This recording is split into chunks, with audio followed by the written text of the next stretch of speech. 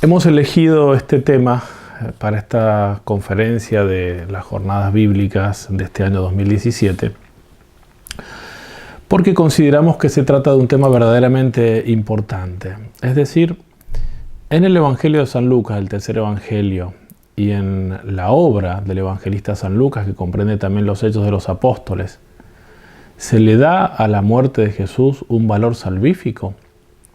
Y si se le da un valor salvífico, ¿cuál es ese valor salvífico? ¿Es una muerte sacrificial? ¿Es una redención obrada por medio de un sacrificio?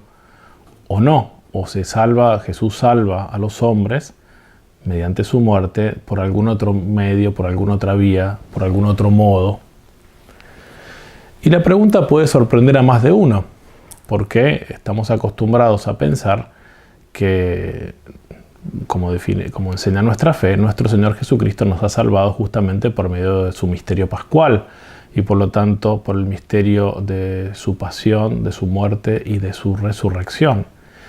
Entonces, ¿por qué hacernos una pregunta si en este evangelio particular o en los escritos de San Lucas, que comprende los Hechos, la muerte de Jesús tiene un valor salvífico? Parecería evidente, la respuesta a priorística de antemano es que sí, que tiene que tener un valor salvífico. ¿Cuál es ese valor salvífico? Podría ser objeto de mayor discusión, pero en realidad nos ponemos esta pregunta porque en la segunda mitad del siglo pasado, del siglo XX, ha habido un grande debate entre los exégetas, entre los estudiosos de San Lucas, sobre el valor salvífico de la pasión y de la muerte de Jesús, como está relatada, como está descrita en el tercer evangelio. Vamos a dividir esta conferencia en dos partes. En una primera, un poco más breve, vamos a explicar un poco esta controversia, el debate sobre el valor salvífico de la muerte de Jesús en San Lucas. Y en la segunda vamos a elegir de entre los muchos elementos que presenta la narración de la crucifixión y muerte de Jesús en el Evangelio de San Lucas, vamos a elegir algunos elementos, 4 elementos en concreto, para mostrar que realmente y de una manera contundente en el Evangelio de San Lucas la muerte de Jesús es una muerte sacrificial y por lo tanto salvífica. Primera parte. El debate sobre el carácter salvífico y sacrificial de la muerte de Jesús en el Evangelio de San Lucas. El punto de partida es cuál es la relación entre la salvación y la pasión y muerte de Jesús. La salvación, porque en el Evangelio de San Lucas el tema de la salvación es el tema central. El gran exégeta padre Lagrange decía que el Evangelio de San Lucas podía llamarse con toda razón y con toda precisión el Evangelio de la salvación. Lucas es un evangelista que usa palabras que solo él usa para definir el efecto salvífico de la obra de Jesús, la palabra sotería, salvación, la palabra soterion, un neutro que es sinónimo de sotería, salvación. Solo él entre los evangelistas sinópticos caracteriza a Jesús con el título de Salvador, soter, en el anuncio del ángel a los pastores. Os anuncio una gran alegría que será para todo el pueblo. Hoy en la ciudad de David os ha nacido un Salvador, que es el Cristo Señor. Y lo mismo se puede decir en los Hechos de los Apóstoles. El Evangelio de San Juan también lo califica a nuestro Señor Jesucristo como Salvador del mundo, en el episodio de la Samaritana, cuando los samaritanos le dicen a ella: ya no creemos por tus palabras, sino porque hemos visto que este es el Salvador del mundo. Pero en los sinópticos solamente San Lucas usa este particular vocabulario de salvación. Lo mismo el verbo salvar, el verbo sotsein en griego, el verbo salvar, que es muy usado en los evangelios, es más usado en San Lucas que en los demás, y lo que es más propio, y lo explicaremos más adelante, es usado en un sentido técnico. Por eso el evangelio de la salvación. Y por eso la pregunta, bueno, ¿qué relación hay entre la salvación obrada por Jesús, la salvación que es efecto de la venida del Mesías, y la pasión y la muerte? En otras palabras, si Jesucristo, el Salvador, llamado así en este Evangelio por los ángeles en el anuncio a los pastores, como ya dije, si Jesús realiza la obra de la salvación por medio de su pasión, o en cambio si la realiza a pesar de su pasión. Y uno puede decir, bueno, pero ¿de dónde saco yo esta segunda afirmación? Justamente hay muchos exégetas que ponen todo el énfasis en la resurrección de nuestro Señor Jesucristo y en la segunda parte de la obra de San Lucas, que son los Hechos de los Apóstoles, donde se presenta a Jesús resucitado y después la obra de la Iglesia. Y entonces la muerte de Jesús sería un paso necesario, porque debe morir primero para poder resucitar, para la resurrección, que es el verdadero acontecimiento salvífico, y para el envío del Espíritu Santo en Pentecostés, que da vida a la Iglesia y que es el misterio salvífico prolongado a lo largo de la historia. De tal manera que la muerte de Jesús, para estos autores, queda privada de su propio contenido salvífico, redentor, sacrificial, expiatorio. En realidad, lo digo ya de antemano, la obra de Jesús, el misterio pascual de Jesús, es un todo.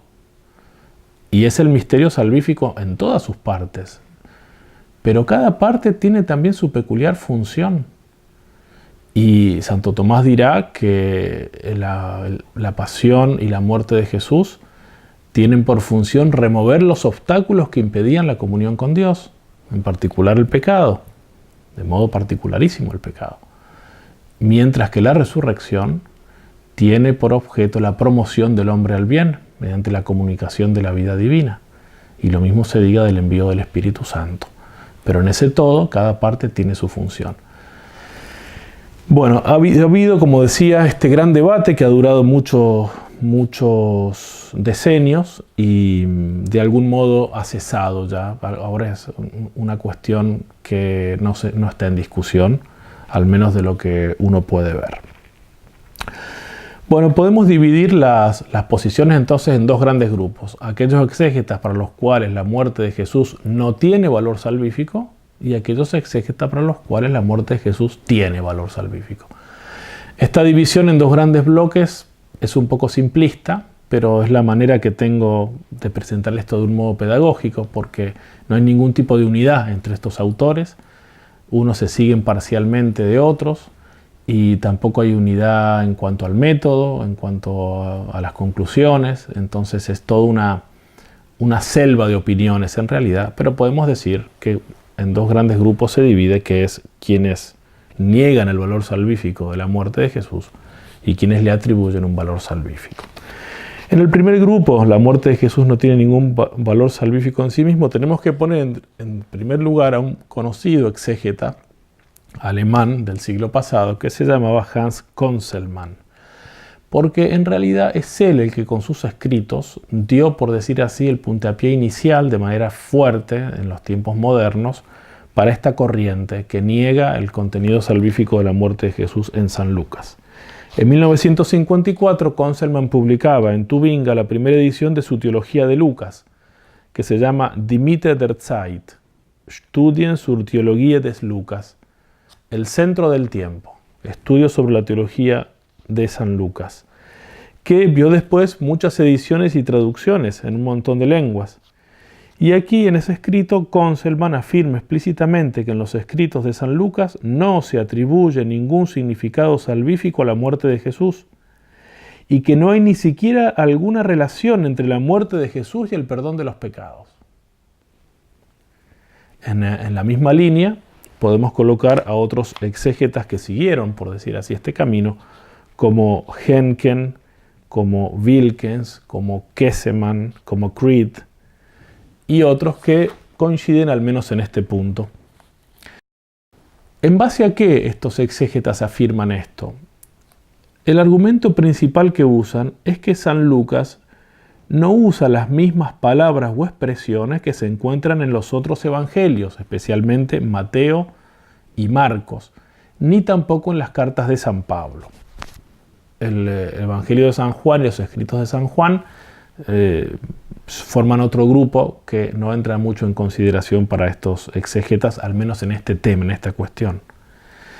Entonces San Lucas no usa las mismas palabras que en Mateo, en Marcos o en Pablo, atribuyen un claro y neto sentido sacrificial y salvífico a la muerte de Jesús. La principal de estas faltas, de esta diversidad de expresión, es que en San Lucas no está el llamado logion del rescate, la palabra de Jesús que habla del rescate, que está en Mateo 20, 28 y en Marcos 10, 45. El Hijo del Hombre no ha venido para ser servido, sino para servir y para dar la vida en rescate por muchos.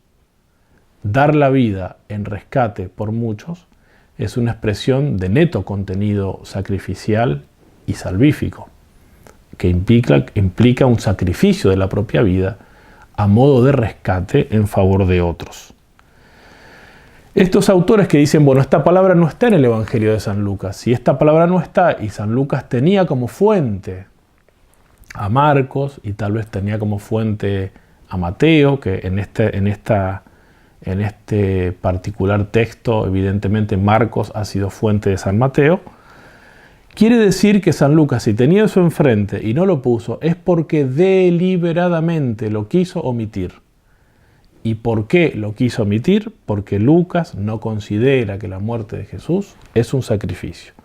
Incluso algunos autores, el mismo Conselman de algún modo, pero otros como Rese, como Cadbury, como Scheffler y como Barth, afirman que Lucas es incluso hostil a la idea de un sacrificio expiatorio. Por eso quita de sus fuentes toda alusión a un sentido salvífico y soteriológico sacrificial de la muerte de Jesús. Evidentemente este tipo de argumentación ex silencio, es decir, porque falta en Lucas algo que está en los demás, quiere decir que Lucas omite deliberadamente, este tipo de argumentación ex silencio, por el silencio de San Lucas, es hipotético y no tiene en cuenta, en cambio, al menos dos pasajes de la obra de San Lucas donde explícitamente se le atribuye a la muerte de Jesús un sentido sacrificial y salvífico. El primero es el relato de la institución de la Eucaristía durante la Última Cena, al cual nos referiremos más en detalle. Y el segundo es aquel pasaje en los Hechos de los Apóstoles, en el capítulo 20, donde San Pablo se despide de los cristianos de Mileto, y allí les habla de la iglesia que Dios se adquirió por medio de la sangre de su Hijo. Y esa frase, haber adquirido, haber comprado, haber redimido la iglesia por medio de la sangre de su Hijo, o por medio de la propia sangre, como dicen algunas posibles traducciones, es de neto sentido sacrificial y salvífico. Otros autores dentro de este gran grupo que niega, por decir así, el valor salvífico de la muerte de Jesús, son más moderados, pero de todas maneras piensan que en San Lucas la pasión no tiene valor salvífico por sí misma. Por ejemplo, Lose sostiene que en la obra de San Lucas no se enfatiza el concepto de redención, pero no porque haya una hostilidad hacia este concepto, sino porque San Lucas no lo ha considerado. Para Kümmel, la pasión fue necesaria solo en cuanto un preludio de la resurrección. ¿Es la resurrección el gran evento salvífico? Pero para poder resucitar es necesario primero morir, y ese es el único sentido de la muerte de Jesús. Morir para poder resucitar. Para Smith, la muerte de Jesús tiene algún valor salvífico según el plan de Dios, pero San Lucas no lo ha explicado, no dice cuál es. Y así también, en esta misma, por decir así, posición, podemos contar a Cadbury y también a Franklin, todos estudiosos de San Lucas. Bueno, hay un segundo grupo de autores que no forman en sí mismo un grupo, como ya dije, son muy diversos unos de otros, para los cuales en cambio la muerte de Jesús, en este evangelio llamado el Evangelio de la Salvación, en este evangelio en que se enfatiza incluso la apertura de la salvación a los gentiles, como se dará después en los Hechos de los Apóstoles, la salvación universal, no puede no tener un valor salvífico. Pero la pregunta es, ¿cuál es ese valor salvífico? Porque un buen número de estudiosos que reaccionaron contra estas posiciones, particularmente la de Conselman, sin embargo consideran que la muerte de Jesús es un evento salvífico, pero no un sacrificio expiatorio. Y así muchos intentaron demostrar que en realidad como San Lucas ha descrito la pasión y la muerte de Jesús en su Evangelio, es siguiendo un modelo de una muerte en favor de otros, pero no el modelo del sacrificio expiatorio. Un modelo, en inglés un pattern, un modelo tomado del Antiguo Testamento, que indicaría salvación porque se hace en favor de otros, no expiación de los pecados. Y así, por ejemplo, Dibelius, Schweitzer, el mismo Lose que he citado anteriormente, o Talbert, piensan que la muerte de Jesús es la muerte de un mártir, de uno que es testigo de la salvación de Dios y que da la vida como testigo de esa salvación y que por eso, en atención a eso, Dios favorece, por decir así, a los discípulos, a aquellos por los cuales la muerte se realiza. Otros sostienen un modelo mixto entre estos modelos, pero bueno, tenemos la muerte del mártir, la muerte del profeta rechazado por su pueblo. Así, por ejemplo, Codel, Carroll, la muerte del profeta rechazado por su pueblo. Se basan aquí en un episodio del Evangelio de San Lucas, episodio programático de la vida y de la misión de Jesús, que es cuando él, al inicio de la vida pública, va a su patria, a Nazaret, y ahí en la sinagoga lee aquella profecía que dice: el Espíritu del Señor está sobre mí porque me ha ungido y me ha enviado a anunciar la buena noticia a los pobres, etcétera, anunciar el año de gracia del Señor.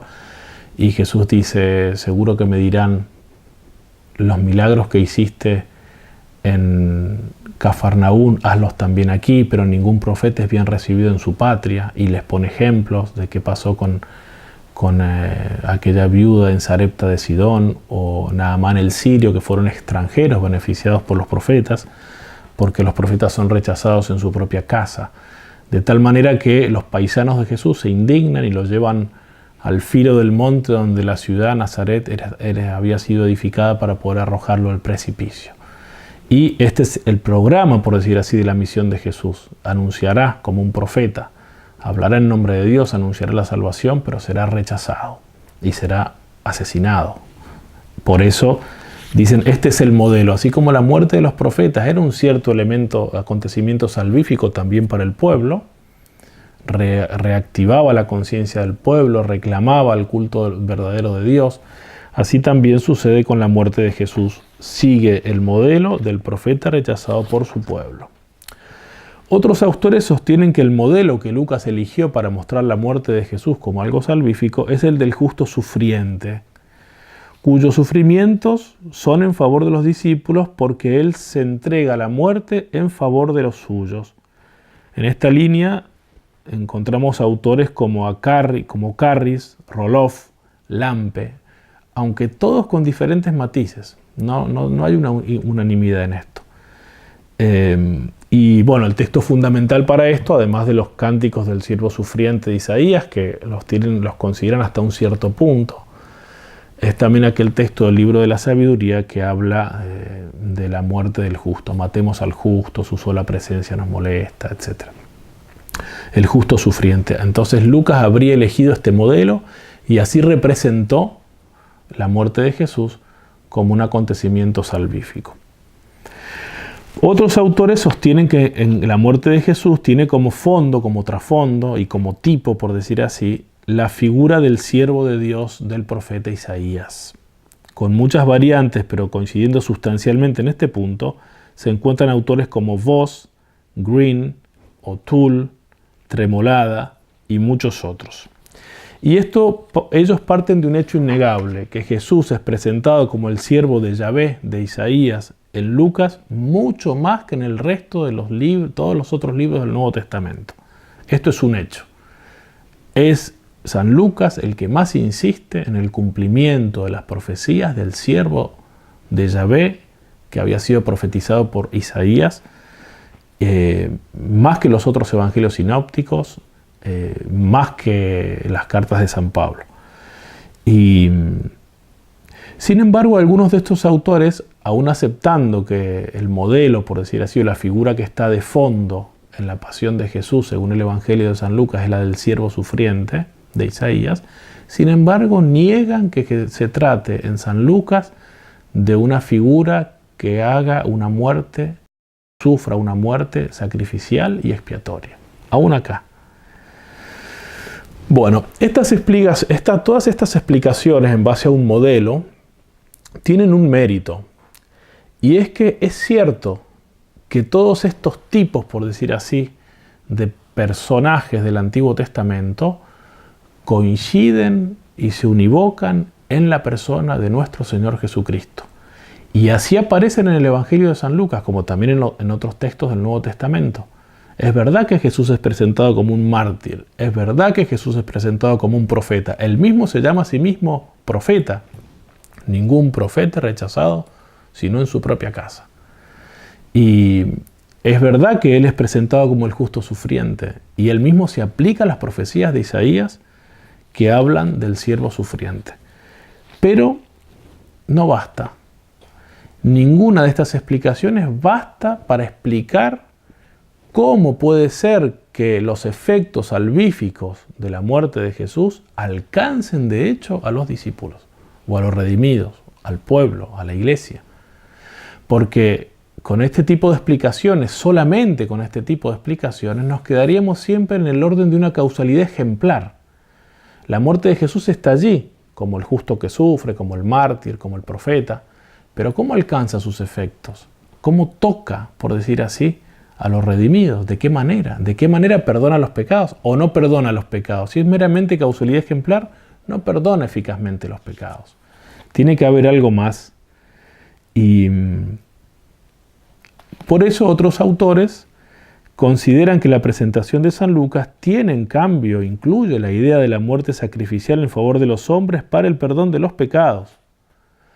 Y esto porque la pasión tiene que ser interpretada a la luz del contexto de la última cena, que la precede inmediatamente, porque es la última cena, cuando Jesús habla de su muerte, la que ilumina su sentido. La muerte de Jesús, así como está narrada en los evangelistas, sola, es un acontecimiento que quedaría muy oscuro en su explicación. Interpretada a la luz de las palabras que el mismo Jesús dijo en la última cena sobre su muerte, adquiere toda su luz.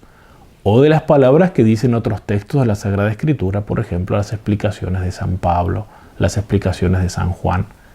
Pero bueno, quedémonos en San Lucas y concentrémonos en San Lucas. Si en la última cena Jesús dice que su cuerpo es un cuerpo entregado en favor de otros, que su sangre es una sangre derramada en favor de otros, está indicando claramente que lo que va a suceder al día siguiente es un verdadero sacrificio expiatorio. Y todo eso además enriquecido por la aplicación explícita que Jesús hace en la última cena del Evangelio de San Lucas, y solo aquí, de la profecía del cuarto cántico del siervo sufriente, cuando se menciona el sacrificio expiatorio del siervo en favor de muchos. Por eso, la muerte de Jesús en San Lucas tiene este valor, pero ahora vamos a entrar en la segunda parte de la conferencia tratando de explicarlo un poco más. Vamos entonces a el carácter salvífico y sacrificial de la muerte de Jesús según la narración de San Lucas. Me voy a detener además de explicar un poco el contexto de la última cena, que es un texto crucial y central, me voy a detener en la narración de la crucifixión y muerte de Jesús y voy a analizar algunos de los muchos elementos que allí indican que la muerte de Jesús es un acontecimiento completamente salvífico. Voy a mencionar, y bastante brevemente, menos uno que lo haré un poco más largo, 4 elementos. La intercesión de Jesús crucificado en medio de 2 malhechores, el uso del verbo salvar, que aparece en las burlas que los jefes del pueblo, los soldados y uno de los 2 malhechores crucificados con Jesús, las burlas que hacen de Jesús. En tercer lugar, los títulos cristológicos que se mencionan en esas burlas, qué significan, qué están indicando. Y cuarto, la promesa que Jesús hace al buen ladrón.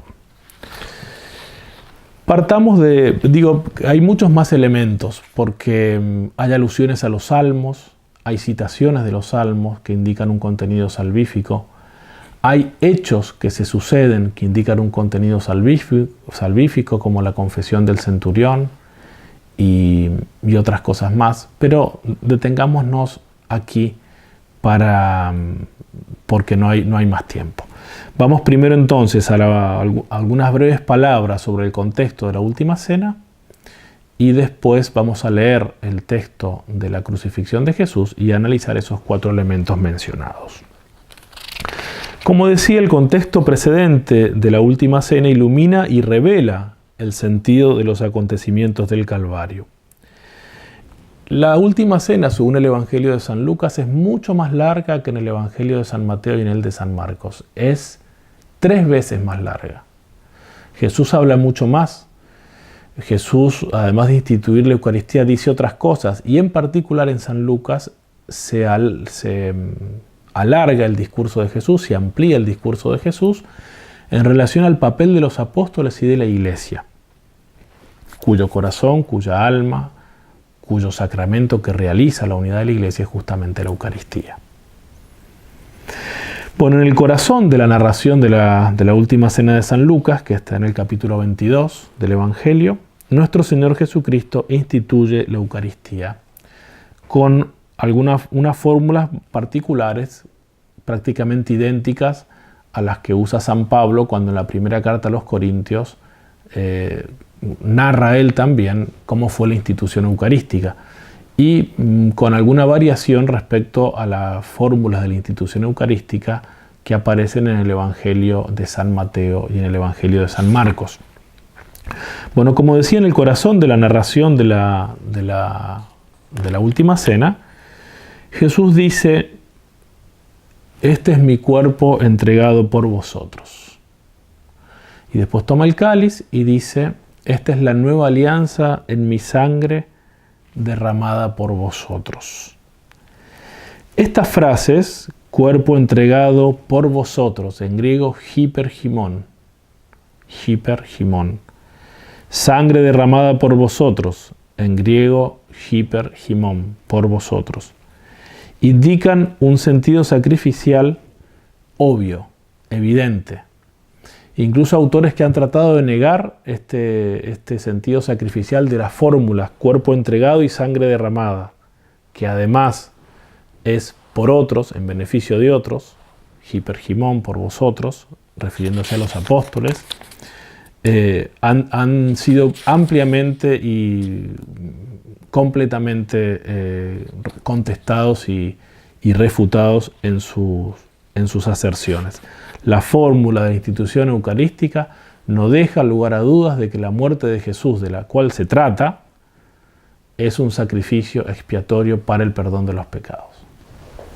La fórmula que usa nuestro Señor Jesucristo en la última cena, indicando que lo que Él está haciendo es la nueva alianza en su sangre, porque esa es la fórmula de Lucas, como yo decía, indica también que se trata de un sacrificio, porque solo Lucas usa en la narración de la institución de la Eucaristía esta fórmula, también San Pablo en la primera carta a los Corintios, que ya dije, el relato es muy semejante, uno y el otro. ¿Y por qué la nueva alianza? Porque se refiere, el texto de San Lucas, como el de la primera carta a los Corintios, se refiere al oráculo, llamado oráculo de la nueva alianza del profeta Jeremías, una profecía que está contenida en el capítulo 31 de la profecía de Jeremías, en la cual Dios dice por medio del profeta que va a establecer una nueva alianza y la contrapone a la alianza establecida por medio de Moisés en el Sinaí. No será como la alianza que establecí contra ellos y que ellos no observaron, y yo por eso me enardecí contra ellos, dice el Señor, sino que será una alianza distinta, una alianza interior. Pondré mi ley en sus corazones, una alianza que supondrá que todos conocerán a Dios, desde el más pequeño hasta el más grande, y no hará falta que uno le diga a otro, conoce al Señor, porque Él estará en su interior. Y eso sucederá, y es el fundamento de la alianza, eso va a suceder, dice la profecía de Jeremías, cuando yo perdone los pecados, cuando de sus pecados no me acuerde más. Es la única vez en todo el Antiguo Testamento que se usa la expresión nueva alianza, kainé diatheke. Y la palabra kainé que cualifica a esta alianza, a esta disposición de Dios, a este pacto, a este testamento. La palabra kainé indica una novedad en sentido cualitativo, no una novedad en sentido temporal. En este caso se utilizaría la palabra neos, de donde viene nuestra palabra nuevo. Un neo sacerdote, decimos, la palabra griega neos, en el femenino nea. En cambio, la palabra que usa es kainos o kainé en femenino, que indica una novedad también temporal, supone una novedad temporal, pero sobre todo una cosa distinta, una cosa de otra, una criatura nueva, una cualidad nueva.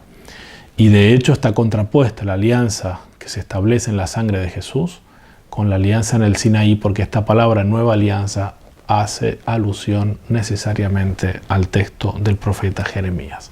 Más aún, en el Nuevo Testamento, en la carta a los Hebreos, se argumenta con el texto de Jeremías, de la Nueva Alianza, para argumentar justamente sobre la superioridad del sacerdocio de Cristo sobre el sacerdocio de Aarón y del sacrificio de Cristo sobre todos los sacrificios del Antiguo Testamento, cuya multiplicidad indicaba la incapacidad de justificar, mientras que Jesucristo, que se entregó hapax, es decir, una sola vez para siempre, ha llevado así a la perfección a todos los que ha santificado. Y la citación del oráculo de la Nueva Alianza de Jeremías constituye la argumentación central de los capítulos 8, 9 y 10 de la carta a los Hebreos, de esa sección de la carta. Es la citación más larga de todo el Antiguo Testamento, mejor dicho, del Antiguo Testamento en todo el Nuevo Testamento, y es un argumento central para demostrar que, dice la carta a los Hebreos, cuando el profeta dice nueva alianza, al decir nueva, declara anticuada la anterior, y lo que es anticuado está a punto de desaparecer. ¿Por qué se implica el sentido sacrificial? Porque se habla de sangre de alianza. Es una nueva alianza, pero establecida por medio de un mediador que derrama su sangre y por tanto establecida por medio de un sacrificio. De hecho, las alianzas se establecían siempre con víctimas sacrificiales. La expresión hacer una alianza en hebreo es la expresión karat berit, que significa propiamente cortar una alianza. ¿Y por qué cortar una alianza? Porque normalmente se despedazaban animales que se inmolaban y se pasaba entre medio de esos animales despedazados como signo de que se establecía el pacto. Por tanto, la expresión alianza implica también un sacrificio que está como fundamento de esa alianza. En este caso es el sacrificio de nuestro Señor Jesucristo. Además digo que como en la exégesis hay tanta arbitrariedad, el texto de la narración de la institución de Eucaristía de San Lucas, ya dije, es igual o casi igual al de San Pablo. Nadie discute el sentido sacrificial de esas mismas palabras y en ese mismo orden en San Pablo, porque todo el contexto de esa parte de la carta es sacrificial, porque se habla también de lo que es inmolado a los ídolos, de los que entran en comunión con el altar y entran en comunión con los dioses a los cuales se ofrece esos sacrificios. Y todo el contexto sacrificial, bueno, pues bien, las mismas palabras y en el mismo orden, la institución de la Eucaristía que en San Pablo tiene sentido sacrificial, lo tiene que tener también en San Lucas, por más que los exegetas digan no, San Lucas no quería hacer eso. Y es un argumento que demuestra una vez más que también la última cena ilumina el sentido sacrificial de la muerte de Cristo. Además, en la última cena, esto es lo último que voy a decir sobre este punto, Jesucristo se aplica a sí mismo la profecía del cuarto cántico del siervo sufriente de Isaías, justamente el versículo en el cual se habla de la expiación sacrificial del siervo. Dice, os digo, debe cumplirse en mí esta palabra de la Escritura, y fue contado entre los malhechores. Todo es porque todo lo que se refiere a mí está llegando a su fin, dice Jesús. Indicando justamente la muerte sacrificial que había sido profetizada para el siervo de Isaías, que se va a cumplir en él.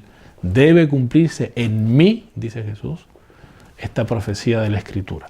Y es justamente esa citación de Isaías en los albores de la pasión del Señor la que da una clave de lectura a toda la pasión en los evangelios, de modo particular a aquel evangelio en el cual se encuentra esa citación explícita, que es el evangelio de San Lucas. Por tanto, vemos que la última cena tiene muchas alusiones explícitas e implícitas a una muerte sacrificial. Hay otras, por ejemplo la mención del reino, pero no hay tiempo de tratarlas aquí. Vamos ahora a la segunda parte de la conferencia, entrando en el vivo del de la narración de la pasión y muerte de Cristo en San Lucas, y eligiendo de ahí algunos elementos para mostrar cómo el relato de San Lucas de la crucifixión y muerte del Señor tiene un profundísimo contenido salvífico, y no solo eso, sino que se trata de un sacrificio para la salvación de los pecadores. Leemos primero el texto, está en el capítulo 23 de San Lucas, a partir del versículo 33. Y cuando hubieron llegado al lugar llamado Cráneo, allí lo crucificaron, a él y a los malhechores, uno a la derecha y otro a la izquierda. Y Jesús decía: Padre, perdónalos porque no saben lo que hacen. Y al repartir sus vestidos echaron suertes.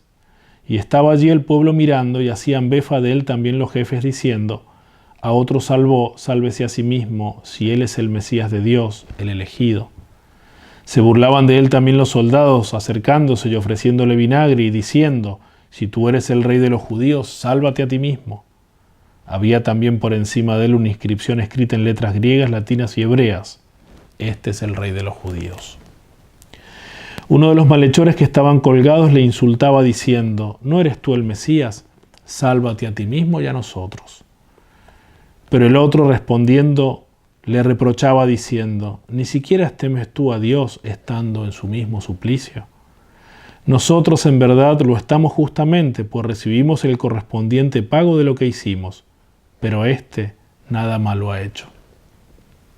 Y decía: Jesús, acuérdate de mí cuando vinieres en la gloria acuérdate de mí cuando entres en tu reino.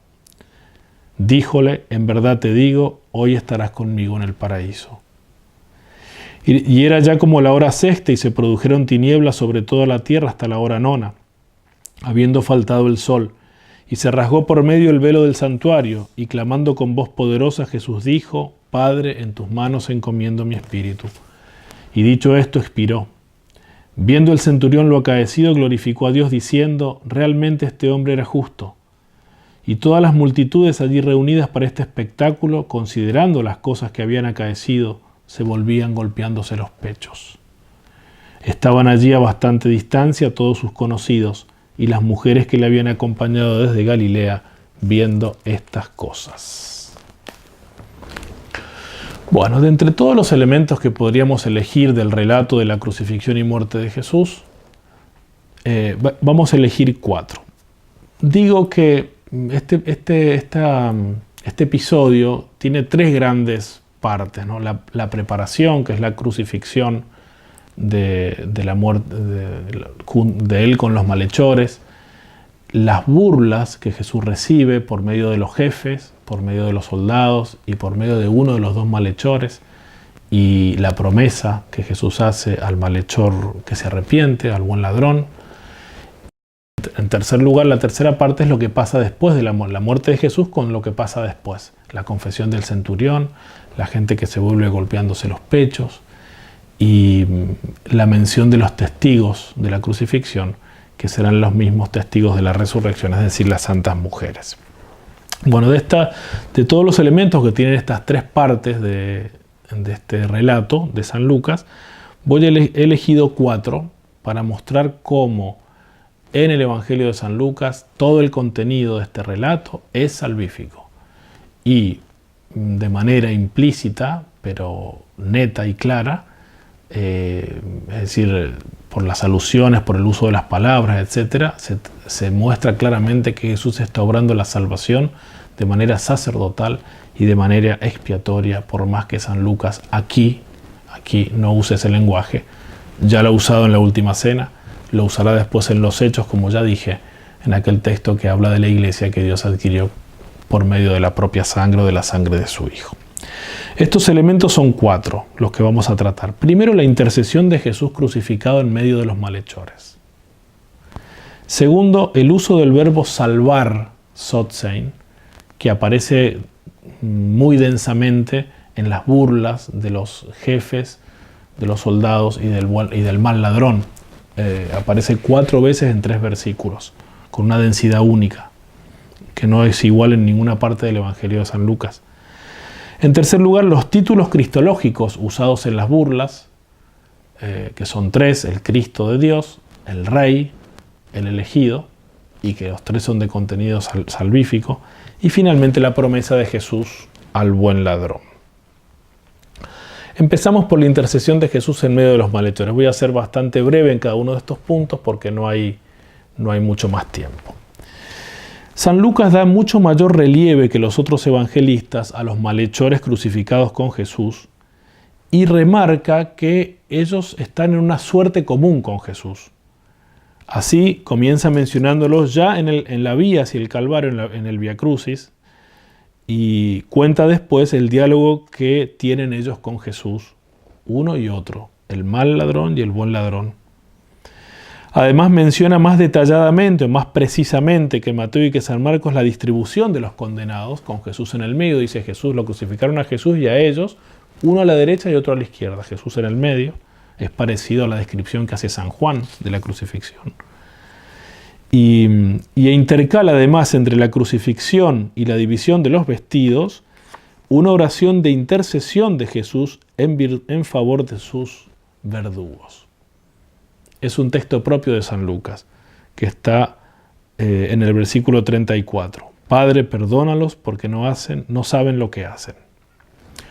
Esta descripción, donde está dos malhechores, 2 ladrones, 2 asesinos, y en el medio está Jesús contado como uno de los malhechores, como uno de los asesinos, como decía la profecía del siervo sufriente. Y sobre todo con esa distribución, con esa, sí, hasta gráfica podríamos decirlo, la intercesión de Jesús, que no es un acto puntual, no es que Jesús dijo una vez, sino que es una intercesión continua, porque el tiempo del verbo usado por San Lucas es el imperfecto. Jesús decía, y el imperfecto pertenece al sistema del presente del verbo griego y por lo tanto implica una continuación, una reiteración, una continuidad. Es decir, insistía Jesús en su oración. Jesús les decía, Padre, perdónalos porque no saben lo que hacen. Bueno, pues bien, esta distribución y esta intercesión se refieren justamente, aluden realmente, con todo el contexto, a la profecía del siervo sufriente de Isaías, que Jesús ha aplicado a sí mismo, como ya dijimos en la última cena. Y justamente ha aplicado el versículo que habla de que será contado entre los malhechores e intercederá por los malhechores. Como dice el texto hebreo, que dice así, se entregó a sí mismo a la muerte y fue contado entre los impíos, mientras él llevaba el pecado de muchos e intercedía por los pecadores. Fue contado mientras, al mismo tiempo, contemporáneamente, fue contado como un malhechor, como un inicuo, como un impío, y se lo contó entre los impíos, pero lo que él estaba haciendo en ese momento, mientras, era llevar el pecado de muchos y interceder por los pecadores. Así Jesús, intercediendo en la cruz, cumple esta profecía. Y si cumple esta profecía, se indica también el sentido sacrificial de su muerte. Es una muerte sacrificial por los pecados del pueblo, como está descripta, de hecho, la muerte del siervo sufriente en el 4º cántico de Isaías. Pero además, la misma oración que Jesús hace implica el perdón de los pecados. Jesús usa el verbo aphiemi en griego, el verbo perdonar, en imperativo, porque se refiere a Dios y le pide, aphes, perdónalos. Y pues bien, siempre que San Lucas se refiere al perdón de los pecados, usa este verbo, de tal manera que aunque aquí no tengamos un objeto directo, la palabra pecado, perdona los pecados porque no saben lo que hacen, dice perdona porque no saben lo que hacen, sin embargo el complemento que está implícito es ciertamente los pecados. Más aún, San Lucas hace un uso técnico de la expresión aphesis hamartion, perdón de los pecados, en relación a la salvación, casi como una definición de la salvación, casi como una definición de lo que significa esas palabras que solo él, entre los evangelistas sinópticos, usan para describir la obra de Jesús, la sotería o el soterion, la salvación, la obra del soter, del Salvador. Porque, por ejemplo, Zacarías en el Cántico, en el Benedictus, dice, hablando de San Juan Bautista, tú irás delante de él anunciando su salvación, el perdón de los pecados, para dar a su pueblo la conversión, la salvación, el perdón de los pecados, indicando que la conversión, la salvación, el contenido que implican, lo que significa es el perdón de los pecados, casi como sinónimo, la salvación que significa el perdón de los pecados.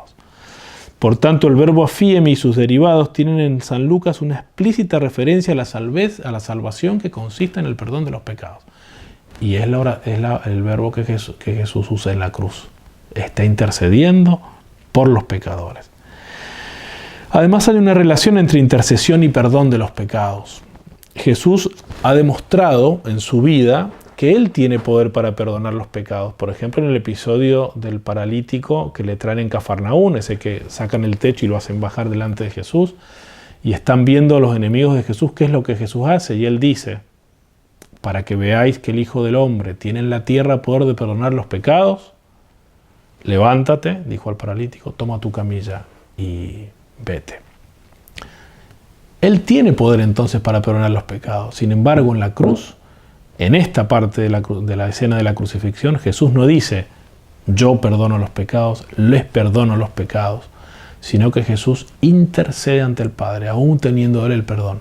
Y es porque quiere mostrar que está ejerciendo su sacerdocio, que implica una mediación y una intercesión, y sobre todo que está cumpliendo la profecía del siervo sufriente, intercediendo por nosotros como nuestro sacerdote, pero también como la víctima que se ofrece, y que es todo Él, una intercesión, una propiciación de suave olor, como dice San Juan, refiriéndose al sacrificio de Cristo.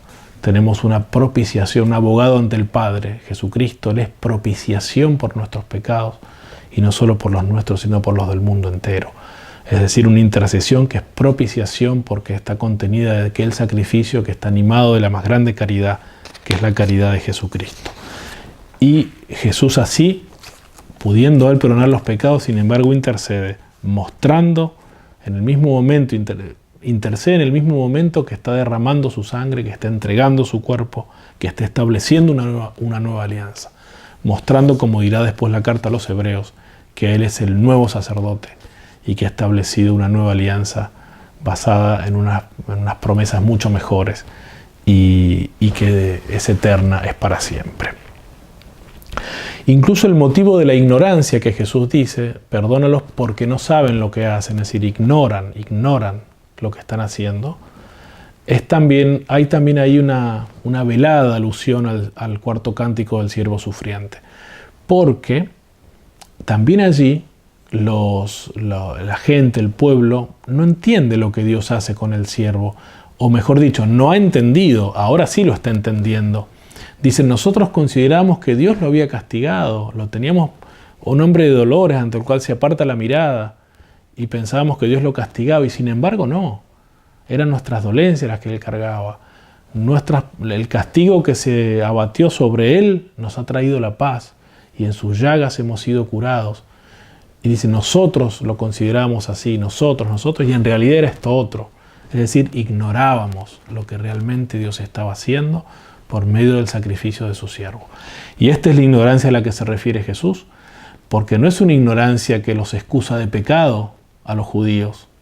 De hecho, nuestro Señor Jesucristo pide perdón por ellos, y si pide perdón es porque hay pecado, pero ciertamente que no comprendían el alcance profundo de la obra, ni lo que realmente se estaba desarrollando allí. Como dirá después San Pablo, si lo hubiesen sabido no hubiesen crucificado al Señor de la gloria. Es grande su pecado, es inmenso su pecado, necesita la intercesión de Jesús, pero también hay algo de ignorancia, como está profetizado en el cuarto cántico del siervo. Entonces la intercesión de Jesús, puesto así entre los malhechores, muestra el sentido salvífico del texto y el cumplimiento de la profecía del sacrificio expiatorio del siervo. En segundo lugar, el verbo salvar. Aquí hay una cuestión muy particular y muy típica y muy única del Evangelio de San Lucas. En estos versículos se usa el verbo sotsein, salvar, con una densidad particular, 4 veces en 3 versículos, en las burlas, ¿no? Ha salvado a otros, que se salve a sí mismo, si es el Cristo de Dios, el elegido. Y eso dicen los jefes, y los soldados dicen, si eres el rey de los judíos, sálvate a ti mismo. Y el mal ladrón dice, no eres el Cristo, sálvate a ti mismo y a nosotros. Poniendo la capacidad de salvar de Jesús en relación con su identidad. Si es el Mesías, si es el elegido, si es el rey, que lo demuestre, salvándose a sí mismo y salvando a los demás. Pues bien, el verbo salvar, el verbo sotsein, tiene en San Lucas una connotación particularísima. Es un verbo que San Lucas reserva, por decir así, y lo usa casi técnicamente para indicar la salvación, que es efecto de la venida de Jesús, y por lo tanto la salvación en sentido espiritual, y que tiene una relación con la fe. Cuando el verbo en sí mismo significa salvar y se usa con una amplísima gama de significados, salvar de los peligros, salvar de la muerte, curar de una enfermedad, en fin, salvar una ciudad, pero también se usa en sentido espiritual, salvar el alma y salvarse como sinónimo de entrar en el reino. Pues bien, San Lucas, para curaciones de tipo físico, jamás usa el verbo sotsein. Usa un compuesto, el verbo diasotsein, pero no sotsein. Y en los textos paralelos en los cuales Mateo, Marcos y Lucas describen las mismas cosas, mientras Mateo y Marcos usan sotsein con este sentido de curaciones físicas, San Lucas, que los ha usado como fuentes, lo omite. Y no solo eso, sino que cuando quiere indicar explícitamente la salvación, que es efecto de la venida de Cristo, salvación espiritual, y que está relacionada con la fe, Lucas usa el verbo mientras los otros evangelistas no lo usan. Y así se ven muchos episodios. Por ejemplo, casos en los que Marcos y Mateo lo usan y San Lucas no. Por ejemplo, en Marcos 5:23, Jairo le dice a Jesús, mi hija está en las postrimerías, ven, pon tus manos sobre ella para que se cura y viva. Ginasotse kaisetse. Es decir, para que se cure, para que se salve y viva. Está usado el verbo sotse en el sentido de una curación física. San Lucas cuenta el mismo episodio, pero no menciona esta petición en discurso directo y no pone el verbo, porque no lo quiere poner. En Marcos 5:28, la hemorroísa piensa, si tocase aunque más no sea sus vestidos, quedaré curada. Con el verbo sotso. Ean hapsomai canton himation autu sosesomai. Y Mateo 9:21 es lo mismo, pero en cambio en el paralelo de Lucas falta el pensamiento de la mujer y por ende falta el verbo salvar en este sentido. En cambio los 3 evangelios sinópticos usan en la conclusión de este mismo episodio el verbo salvar en relación con la fe de la mujer. Y ahí lo usan los 3, en relación con la fe.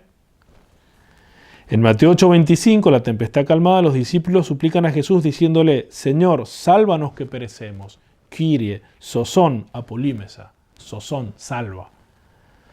Pero en Lucas 8:24 no se usa el verbo salvar, simplemente le dicen, Maestro, Maestro, perecemos. Jesús, tanto en Lucas 8:25 como en Marcos, recriminará en este episodio la falta de fe de los discípulos. Estaban pidiendo ellos una salvación física, del peligro de ser arrastrados por la tormenta en el mar, y por eso San Lucas no usa este verbo, que en consonancia con el vocabulario que él usa para la salvación, implica la salvación que es efecto espiritual de la venida de Jesús. Otras veces Lucas emplea el verbo en pasajes en los cuales Marcos y Mateo no lo usan, al revés de lo que veníamos diciendo. Por ejemplo, en Lucas 8:12, en la explicación de la semilla caída junto al camino en la parábola del sembrador, Jesús dice que viene el diablo y se lleva de su corazón la palabra, no sea que crean y se salven. Hinami pisteusantes sozososin.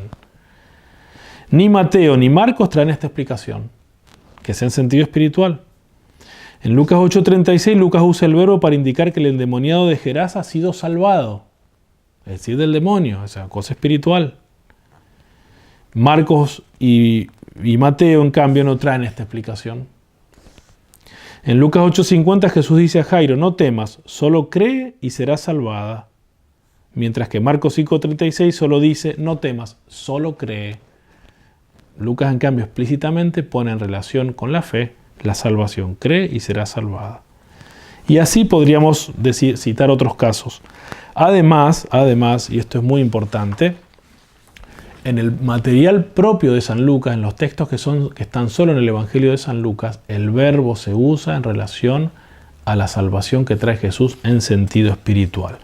Así, por ejemplo, aquella pecadora que se puso a los pies de Jesús en la casa de Simón y que lavaba con sus lágrimas los pies de Jesús y los secaba con los cabellos y los llenaba de besos. Aquella pecadora a la cual le fueron perdonados los pecados y por eso amó mucho, Jesús le dice, tu fe te ha salvado, vete y no peques más. Curación del perdón de los pecados en relación con la fe, salvación que es efecto propio de la venida de Jesús. Y lo mismo en casa de Zaqueo, episodio que es propio de San Lucas.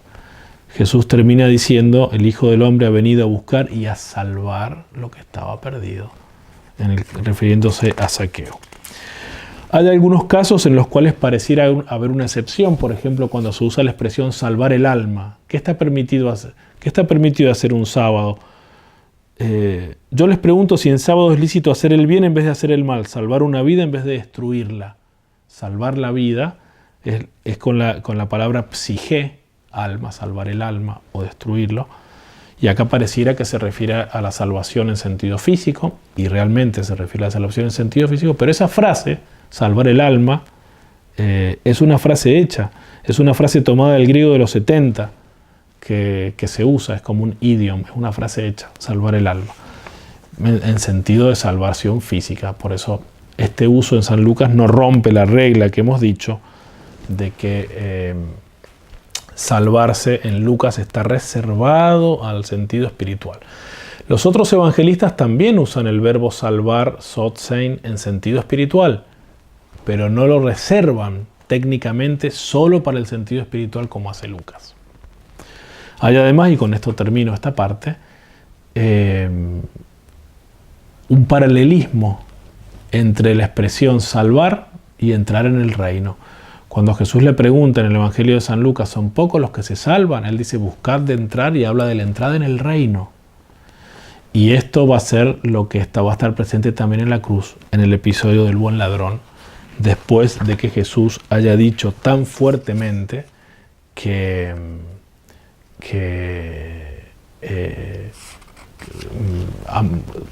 en las burlas a Jesús tan fuertemente se haya utilizado el verbo salvar con esta densidad.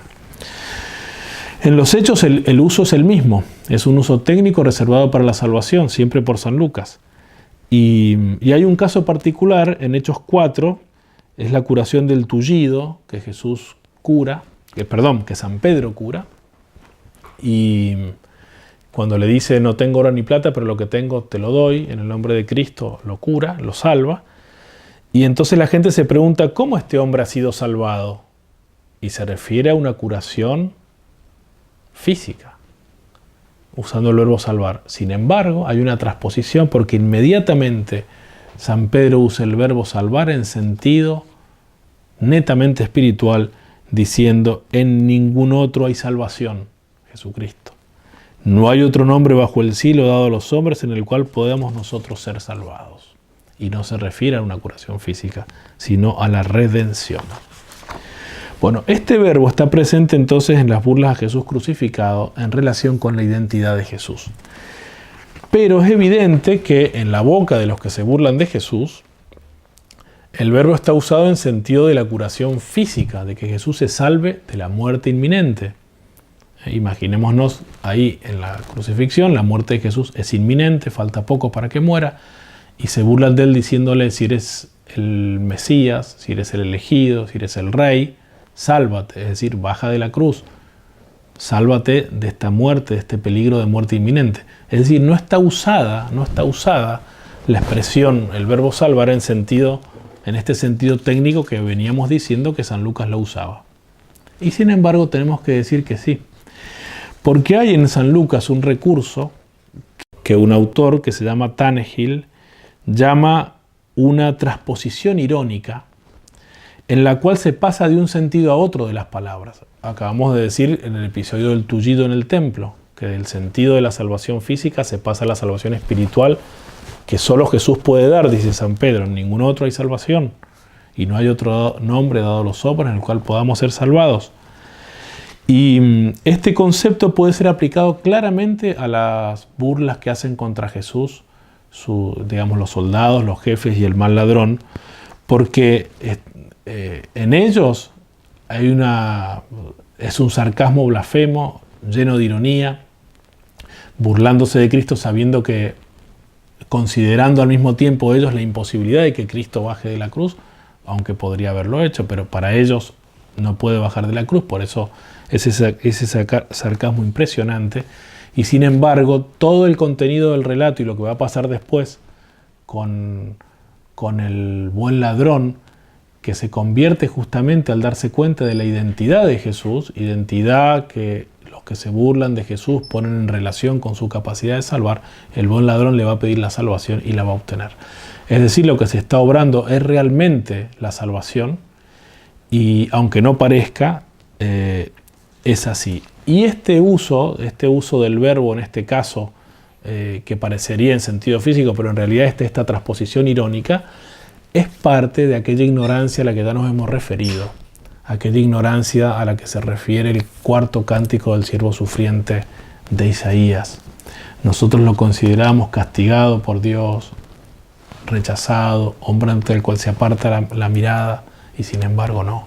Sin embargo estaba cargando nuestras faltas, nos estaba salvando, en sus llagas hemos sido curados. Verá una descendencia numerosa, porque se fue contado entre los malhechores, porque se entregó a sí mismo en expiación y porque intercedió por los pecadores. Por eso, en realidad, este denso uso del verbo sotzen, que Lucas en toda su obra ha reservado a la salvación espiritual, que es efecto de la venida de Cristo y de la obra de Cristo, está usado en este mismo sentido aquí, sarcásticamente y mostrando la incomprensión de quienes se burlan de Jesús, no así para el lector de Lucas, que conoce este sentido que está, esta ironía, transposición irónica que está por debajo. En tercer lugar, el tercer aspecto elegido para mostrar el contenido salvífico de la crucifixión de Cristo son los títulos cristológicos que se usan en la escena de la crucifixión y que están puestos, como ya decía, en relación a la capacidad de salvar de Jesús. Son tres: el Cristo de Dios, el Rey de los Judíos, el Elegido. Los tres títulos tienen gran relieve desde el punto de vista soteriológico en toda la obra de San Lucas. El título Cristo aparece muchas veces en la obra de Lucas y tiene siempre una connotación salvífica. No nos olvidemos del episodio programático en la sinagoga de Nazaret. El Espíritu del Señor está sobre mí porque me ha ungido y me ha enviado. Es decir, me ha ungido, es el Cristo, pero enviado para una misión salvífica, descrita inmediatamente, citando también ahí a Isaías. Pero así en muchos pasajes, por citar algunos, cómo este título aplicado a Jesús en el Evangelio de San Lucas tiene realmente un contenido netamente soteriológico. Por ejemplo, en el anuncio del ángel a los pastores, Lucas 2:11, el ángel les dice: hoy os ha nacido en la ciudad de David un Salvador, que es Cristo y Señor. Un soter, un Salvador, que es Christos Seos. Un Salvador que es el Cristo y es Señor. Es decir, el título Cristo está puesto en relación con el título Salvador, pero el que está enfatizado es el título Salvador, el que está puesto en primer lugar. Os ha nacido un Salvador. Por eso será una alegría para todo el pueblo. Y ese Salvador es el Cristo, es el ungido. Por eso Cristo es un título soteriológico de Jesús, especialmente en los escritos de San Lucas. Es el ungido que trae una salvación. En la presentación en el templo, San Lucas cuenta que a Simeón, o para poner otro ejemplo, le había sido revelado que no habría muerto sin haber visto al Cristo de Dios. Cuando María y José llevan al niño al templo, Simeón, impulsado por el Espíritu Santo, va también, toma al niño en sus brazos, ese niño que dice el evangelista, que es el Cristo de Dios, y da gracias a Dios diciendo: ahora puedes dejar que tu siervo vaya en paz, porque mis ojos han visto a tu salvación. El Cristo de Dios, sinónimo, la salvación. La salvación allí está personificada. Está diciendo: mis ojos han visto a la salvación en este niño, al Salvador. Y por eso se indica que ese niño, el Cristo de Dios, es también el Salvador. Además, todo este pasaje está permeado de las profecías de Isaías. Por ejemplo, Simeón dice que ese niño es luz para iluminar a las naciones, lo cual se dice del siervo 2 veces, en Isaías 42:6 y en Isaías 49:6. Es decir, ya desde allí se dice que el Mesías, el Cristo de Dios, es el Salvador, y que será aquel destinado a ser luz de las naciones, y que no es otro que el siervo que terminará dando su vida en expiación sacrificial. Por eso ya desde la infancia el Evangelio de San Lucas presenta a Jesús como ese siervo, como que se cumplen en él las profecías del siervo. En ese mismo episodio de la presentación en el templo se habla de la profetisa Ana, y se dice que ella hablaba del niño a todos aquellos que esperaban la redención de Jerusalén, la litrosis, la redención, indicando también el sentido redentor de la venida del Cristo y por lo tanto su contenido salvífico. Se sugiere así el modo en el cual el Cristo salvará al pueblo mediante una redención. Es lo mismo que en el Benedictus, en este cántico en el cual la salvación ha sido definida como perdón de los pecados, ya lo dije, anunciando su propia salvación que consiste en el perdón de los pecados, Lucas 1:77. Zacarías dirá también que Dios ha visitado y redimido a su pueblo. Epoiesen litrosin, la redención. Es decir, el título, el Cristo, está unido a Salvador e indica, tiene un contenido, neto contenido soteriológico. Por eso dicen, si es el Cristo, que se salve, ya salvó a otros. Algo parecido pasa con el título rey de los judíos, que lo usan los soldados, que les importa tal vez ese aspecto más temporal. Los judíos lo denuncian a Jesús delante de Pilatos como el que quiere ser el Cristo Rey, una expresión única en todo el Nuevo Testamento, el Mesías Rey, y quiere hacerse semejante al César, quiere ser rey. A Pilato no le interesa finalmente que sea el Cristo de los judíos, sino que no sea otro César, que no sea el rey. Y por eso las burlas de los soldados se refieren a este aspecto más temporal, por decir así, o a los ojos de ellos más temporal, porque en realidad el reino del cual Jesús es rey implica una dimensión temporal. Él también tiene que reinar sobre lo temporal, pero es fundamentalmente un reino espiritual, también de justicia y de paz, también temporal, pero fundamentalmente espiritual.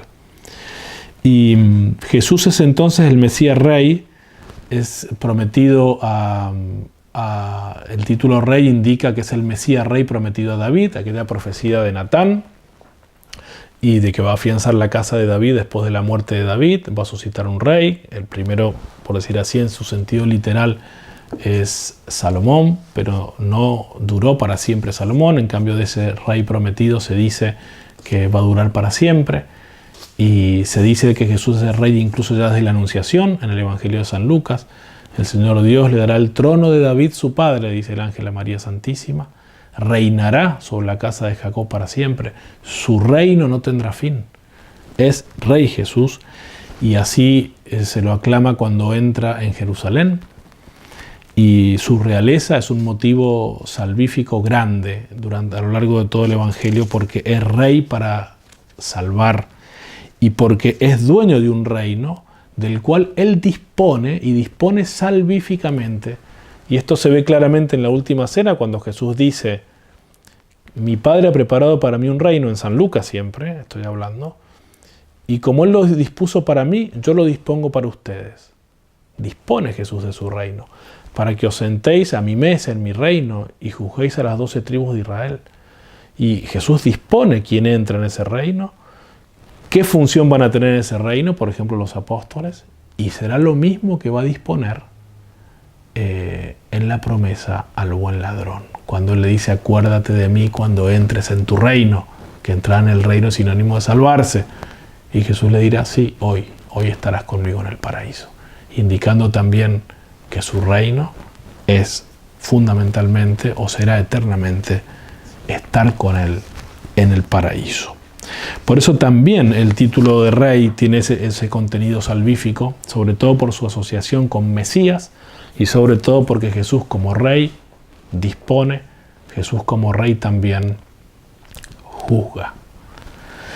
Y finalmente el título del elegido, aparece solamente en las burlas a Jesús crucificado del Evangelio de San Lucas. El título ya apareció una vez más en el Evangelio de San Lucas en la transfiguración, Lucas 9:35, pero en forma de participio verbal. En esa ocasión, mientras Jesús habla con Moisés y con Elías de su pasión, dice San Lucas, hablaban de su éxodo, de su salida, que iba a cumplirse en Jerusalén. La voz del Padre dice, este es mi Hijo, el elegido, escuchadlo, el elegido. Como en la cruz, que se salve a sí mismo si es el Cristo de Dios, el elegido. Por eso este título, el elegido, está solamente estas 2 veces en los Evangelios, las 2 veces en San Lucas. Tiene una relación necesaria con la pasión. Más aún, en la otra teofanía que aparece en los Evangelios, que es la del bautismo de Cristo, recién hablábamos de la transfiguración, este es mi Hijo el elegido. En la teofanía del bautismo, según en la narración de San Lucas, la voz del Padre dice, tú eres mi Hijo en el cual me complazco. Mi Hijo en el cual me complazco. Pues bien, estas 2 características con las cuales el Padre designa a Jesús en las teofanías del bautismo y de la transfiguración, según San Lucas, estas 2 características, el elegido y la complacencia de Dios, son las 2 cosas que se dicen del siervo de Isaías en su presentación. Isaías 42:1. He aquí mi siervo, el que yo sostengo, mi elegido, en el cual me complazco. Más aún, la palabra hebrea para designar la complacencia es el verbo ratzaj, la palabra ratzaj. Esa palabra implica la complacencia de Dios por la aceptación de un sacrificio. Forma parte del lenguaje cultural e indica la aceptación de parte de Dios de un sacrificio que le es agradable, un sacrificio que lo placa, digamos en el lenguaje del Antiguo Testamento, un sacrificio que le agrada. Por eso en el primer versículo del primer cántico isayano se presenta al siervo como el elegido para una misión en la cual Dios trobará su complacencia. Una misión que implicará un sacrificio expiatorio en el cual Dios encontrará su complacencia. El primer versículo del primer cántico del siervo. Y en el último cántico, y al final del último cántico, se explicita esa misión. Es decir, se dice que consistía en la expiación sacrificial. Y Jesús así lo había predicho la tarde anterior, aplicándose a sí mismo a la profecía del siervo de Isaías, será contado entre los malhechores. Por tanto, su muerte es una muerte sacrificial, agradable a Dios y en favor de los suyos. Y todo este contenido está allí, en las burlas que hacen a Jesús los jefes del pueblo. Finalmente, cuarto elemento elegido, ya dijimos la intercesión de Jesús, el verbo salvar y su uso técnico en Lucas, los títulos que se emplean en la escena de la crucifixión. Ahora vamos a hablar de la promesa al buen ladrón, la promesa al ladrón arrepentido. Aquí todos los elementos son soteriológicos, sea por parte de la petición del ladrón, Jesús, acuérdate de mí cuando entres en tu reino, como la promesa de Jesús, hoy estarás conmigo en el paraíso.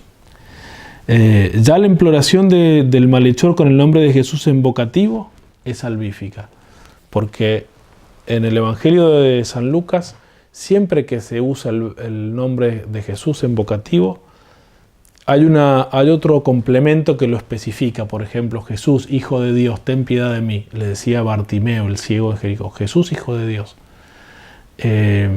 Y así otras veces más. Sin embargo, acá está solo Jesús, lo cual resalta el sentido el significado del nombre mismo, que es la salvación de Dios. Como le dice el ángel a San Mateo, le pondrás por nombre Jesús, cuando le anuncia que lo concebido en María es obra del Espíritu Santo, le pondrás por nombre Jesús porque Él salvará a su pueblo de sus pecados. Y le reconoce que Jesús es un rey que puede disponer de su reino, que es un rey cuyo reinado no se está terminando con su muerte, porque qué sentido va a tener, si ve que se está muriendo al lado de él, qué sentido va a tener que le diga acuérdate de mí cuando entres en tu reino. Y la promesa de Jesús indican también por el uso lucano, el uso de Lucas, de los elementos que la componen, que se trata de un evento salvífico. Jesús le dice al criminal, en verdad te digo, hoy estarás conmigo en el paraíso. Ya el inicio solemne, en verdad te digo, Jesús se reserva en San Lucas también para promesas o afirmaciones referidas a la salvación. Después, la palabra hoy estarás conmigo en el paraíso, implica un contenido temporal. Es decir, ese mismísimo día el ladrón va a estar en el paraíso. Pero Jesús no va a entrar todavía en el cielo hasta su ascensión, que San Lucas va a narrar recién en los Hechos de los Apóstoles, en el inicio de los Hechos. Porque en realidad el ladrón, como dice San Ambrosio en su comentario, el ladrón está ya en el paraíso por estar en compañía de Jesús. Y por eso el contenido principal de la promesa es el estar con Jesús. Estarás conmigo en el paraíso. Los otros elementos los refuerzan el significado de este estar con Jesús en el paraíso. Y el estar con Jesús está construido en griego con la preposición metá más el genitivo, que indica una asociación muy estrecha, casi como una mutua pertenencia.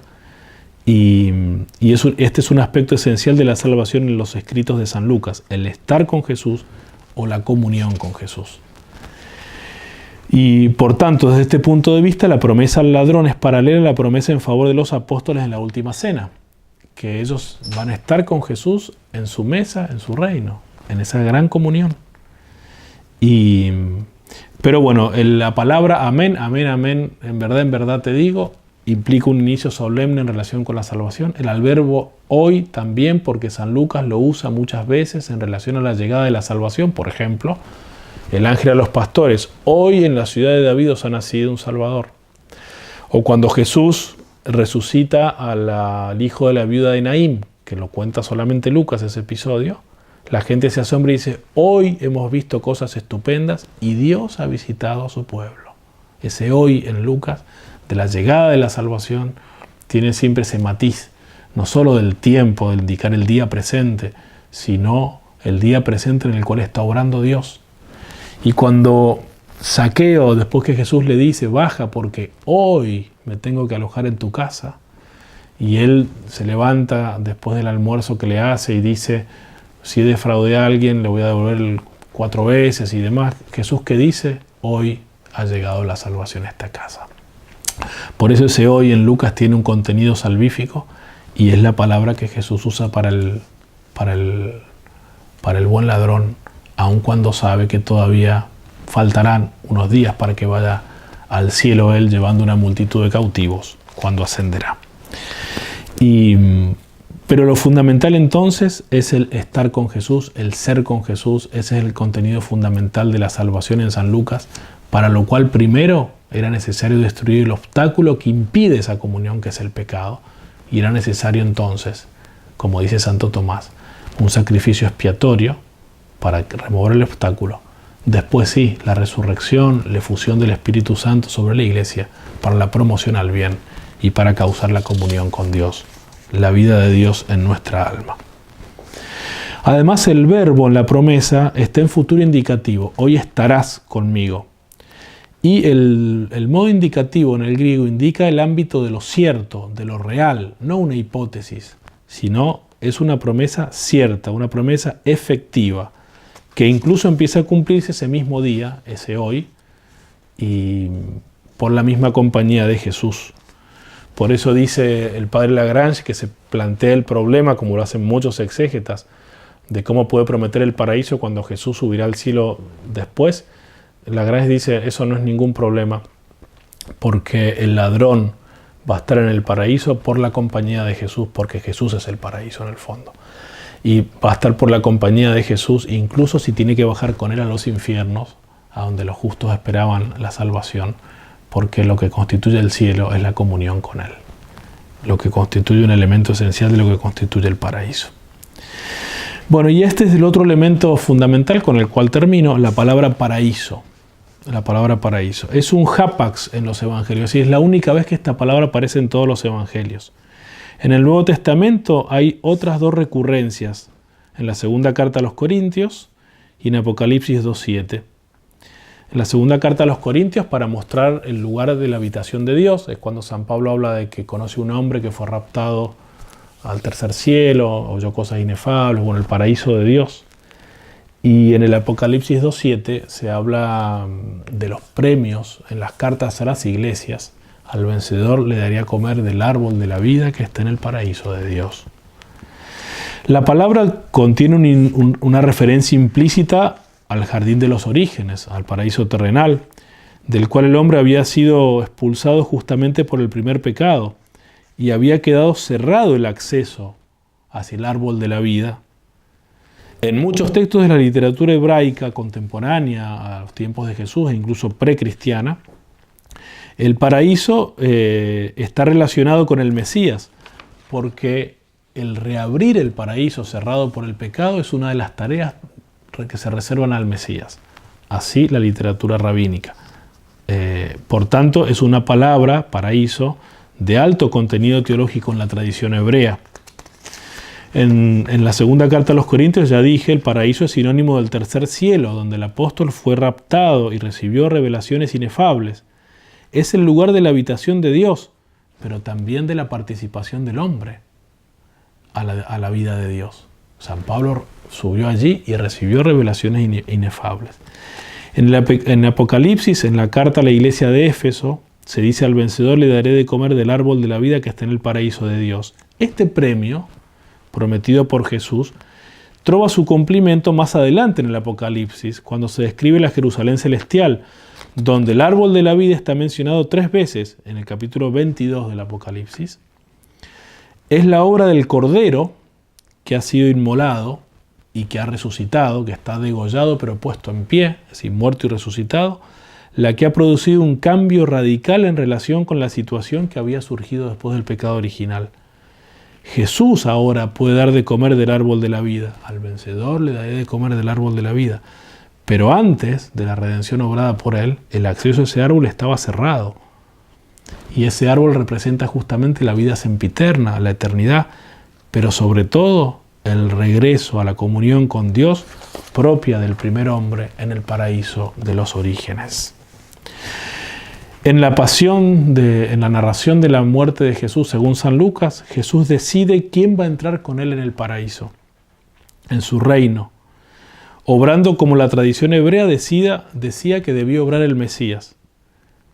Pero lo curioso acá es que Jesús decide que entre con él un malhechor, un asesino, un criminal, y por lo tanto se demuestra: si puede entrar en el paraíso, en el lugar de la habitación de Dios, en el lugar de la comunión con Dios, en el lugar al cual no puede entrar nada manchado ni nada pecaminoso, y va a entrar un malhechor, es porque entonces sus pecados han sido expiados en ese hoy al cual se refiere Jesús, en el día del ofrecimiento del sacrificio de Jesús, el Cristo Rey, el elegido, en el cual Dios trova su complacencia. Y por eso es claro, es muy neto, que la muerte de Jesús en la narración de San Lucas tiene un profundo contenido salvífico. Concluyo.